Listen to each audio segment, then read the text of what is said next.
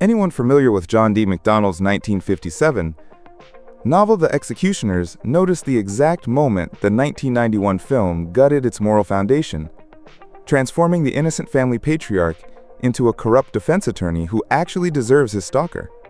By rewriting Sam Bowden from a blameless victim into a man paying the bill for his own hubris, the adaptation completely alters the trajectory of the plot. The collateral damage shifts from distant threats to agonizingly intimate violations, forcing a complete mechanical rebuild of the story's climax. We are going to break down exactly how this narrative mutates from a straightforward thriller into a claustrophobic nightmare, examining every major plot change fairly, one by one. When a story is built entirely on the creeping dread of an inescapable predator, 10 specific rewrites determine whether it becomes a psychological masterpiece or a pulp thriller. Both John D. MacDonald's 1957 novel and Martin Scorsese's 1991 film agree on the fundamental nightmare of a man stripped of his safety. The film meticulously preserves the escalating terror of Max Cady stalking Sam Bowden. The poisoning of the family dog remains a crucial, devastating turning point that shatters their illusion of security. Sam's desperate decision to hire thugs to brutalize Cady and the grim necessity of trapping him inside the family home with investigator Claude Kursek are lifted straight from the page. The adaptation keeps the architectural bones of the stalking, but it completely guts and remodels the moral foundation. The film invents Sam Bowden's guilt, recasting him from an innocent witness into a corrupt defense attorney. When Cady leans into Sam's car window and promises he is going to learn about loss, it is not random malice. Sam unethically buried a police report detailing the victim's promiscuity, knowing it would have lightened Cady's sentence. This brilliant rewrite changes the entire nature of the attack, from a senseless tragedy to a karmic reckoning. Sam is not just fighting for his family's survival, he is paying the bill for his own hubris. The climax is relocated and fundamentally transformed from a static ambush into a claustrophobic nightmare. The novel traps the family in their home and barn, culminating with Sam dragging himself outside to blindly fire his revolver at a fleeing Cady. The film uproots the family and throws them onto a storm-lashed houseboat, turning the environment itself into a weapon. Cady conducts a mock trial amidst the torrential rain, forcing Sam to confess his ethical sins before drowning chained to the sinking wreck. It elevates the finale from a standard shootout into a biblical judgment. Cady's threat to the children is completely rewritten, replacing physical distance with agonizing intimacy. In the novel, Cady is a remote threat who acts as a sniper, never actually speaking to the 3 Bowden children. The film has Cady masquerade as a drama teacher to sexually groom Danielle. He corners her in an empty school theater, sharing marijuana and manipulating her teenage angst before putting his thumb in her mouth and kissing her. It is a profoundly uncomfortable sequence that proves Cady does not just want to kill Sam's family, he wants to corrupt them. An entirely new layer of collateral damage is introduced through the invented Laurie Davis subplot.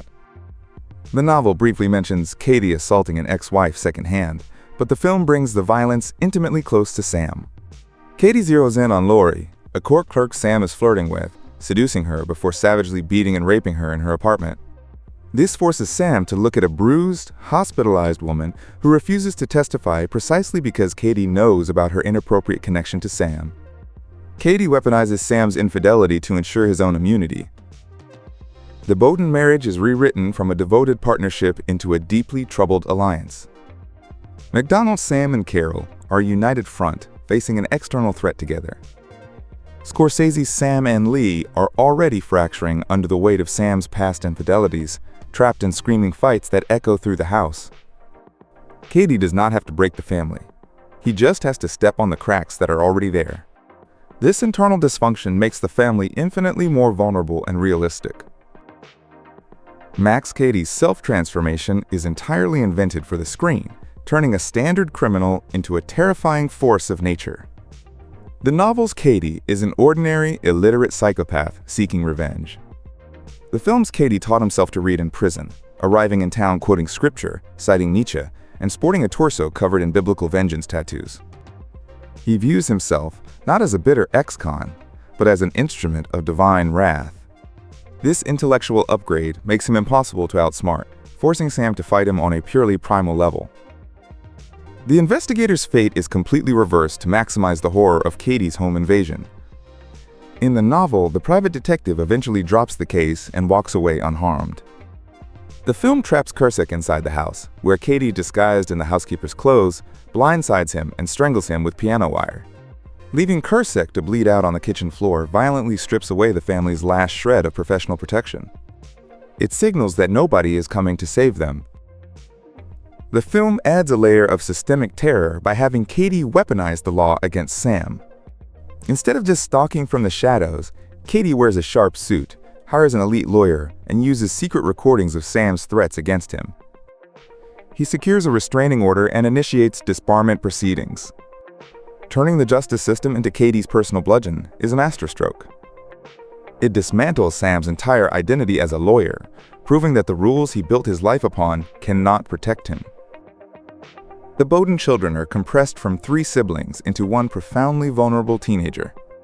Dropping the young son and his sniper wound subplot allows the film to focus exclusively on Danielle.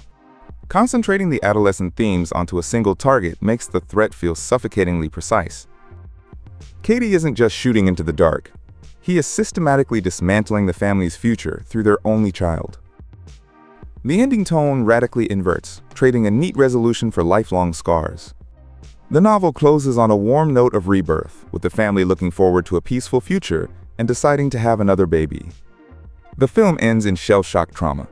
Danielle's closing voiceover reveals the family took a vow of silence, never speaking of Katie again lest he take permanent residence in their dreams. They survived, but the monster irrevocably broke something inside them. Shuffling the structural timeline heavily alters the meaning of the story's set pieces. The novel features a boat trip late in the timeline, but treats it as a peaceful, healing epilogue after the terror has passed. The film pulls that boat trip directly into the climax, transforming a symbol of freedom into an inescapable floating cage. Merging the children into a single adolescent shifts the story's pacing from a broad defensive siege to a highly concentrated psychological battle. Ultimately, the novel's straightforward morality play offers the satisfaction of pure survival, while the film trades that innocence for a dirty exploration of guilt. The adaptation gains a terrifyingly intelligent villain and immense thematic depth, but it deliberately loses the primal clarity of an innocent family defending their sanctuary. McDonald's original novel delivers a razor-sharp thriller about protecting the innocent from an outside monster, relying on a clean, black-and-white morality that was inevitably lost in translation. Scorsese traded that pulp simplicity for a fever dream about the rot already festering inside the American home, keeping the primal terror of the invasion intact while using the family's own secrets as ammunition. Neither version invalidates the other. They simply prey on entirely different anxieties. When you watch Katie tear the Bowdens apart, do you prefer the terrifying randomness of McDonald's innocent victim, or the brutal justice of Scorsese's guilty man finally paying his debts?